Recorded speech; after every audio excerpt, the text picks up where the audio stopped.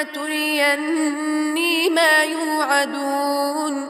رب فلا تجعلني في القوم الظالمين وإنا على أن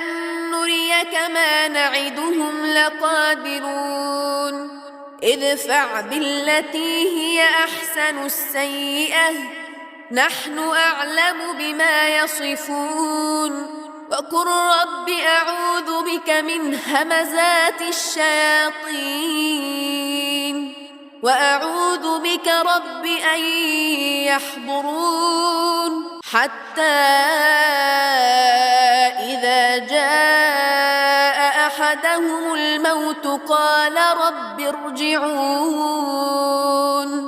لعلي أعمل صالحا فيما